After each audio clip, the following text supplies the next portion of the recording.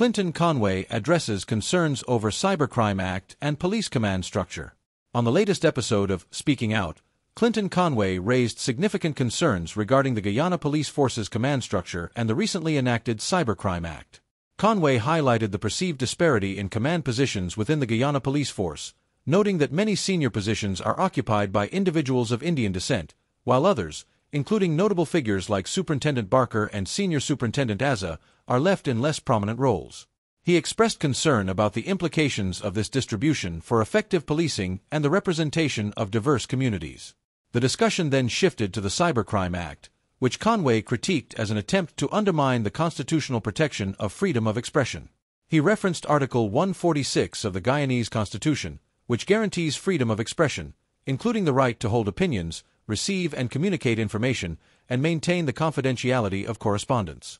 Conway emphasized that any new laws must align with constitutional protections, warning that the Cybercrime Act could breach these fundamental rights. He argued that while regulation of social media is necessary, the current act may be used to criminalize civil wrongs and encroach upon personal freedoms. He also criticized the Cybercrime Act for its severe penalties, including fines up to $10 million and prison sentences of up to 5 years. Conway expressed concern that the act could be used to target individuals for minor offenses that should not warrant such harsh consequences. Conway concluded with a call for a review of the Cybercrime Act to ensure it does not infringe upon constitutional rights and urged for a more balanced approach in law enforcement and legislation. The Crime Act, I just want to get back a bit in terms of the Indianizing the command of the Guyana Police Force. As you mentioned, all the Indians, superintendent and above, all the superintendents, they are in command position.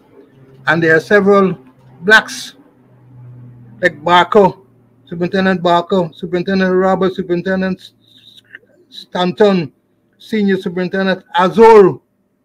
They park on one side. They can't have command position. And remember Barker, when he went to the college course in the army, he won the Baton of Honor.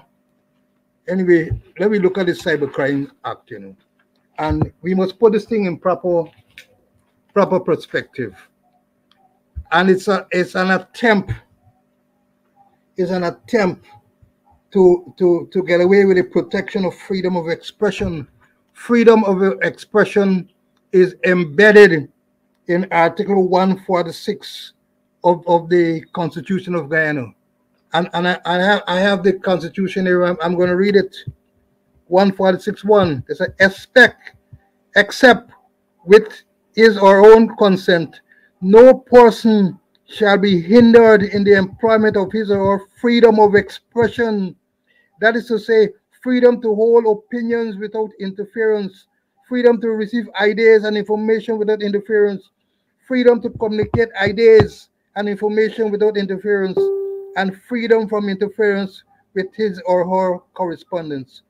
And 1.62 say, nothing contained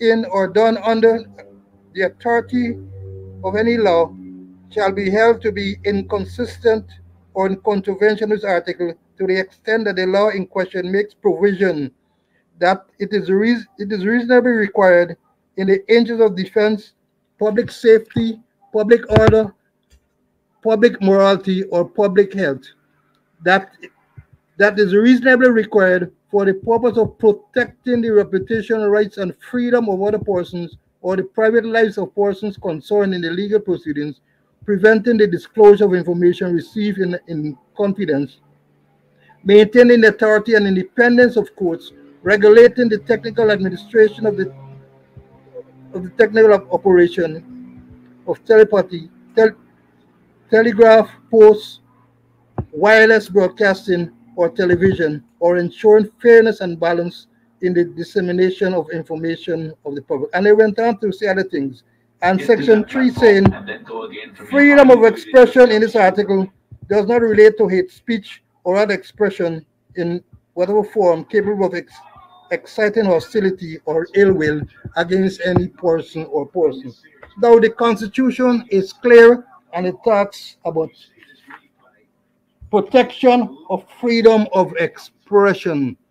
And if you're going to enact any law, Any law it got to work within the ambit of the Constitution. Within the ambit of the Constitution. And what they're doing now, they're doing things that would breach the Constitution. And what they enact now, they will be colliding with the Constitution. And anything that collides with the Constitution has got to be fatal. It's got to bow down to the Constitution, and as Larry Lewis would say, mea culpa, mea culpa. So the thing is that the thing is that what they're doing is they're trying to criminalize what Mr. Hughes talk about, civil wrongs. That defamation of character is a civil wrong, but they're trying to criminalize it. That's what they're trying to criminalize it. And let me go back to me notes. See, I agree that this social media has to be regulated to some form, or people will do all kind of thing. The Cybercrime Act talk about illegal access to complaints, in illegal interception, illegal data interference, and it talk about publication or transmission of image of private area to a person, and it calls for a whole lot of other things. So what they're doing is that they're trying to criminalize certain offenses that are in section 141A of the Summary Jurisdiction Procedure Act.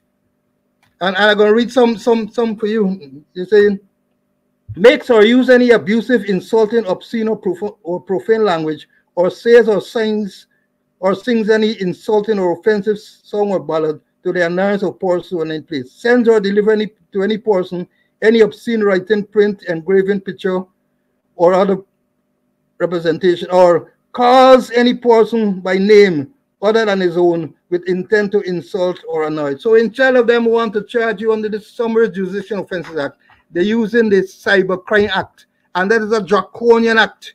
For the matter, the Cybercrime Act, the penalty. Let me read some of the penalty.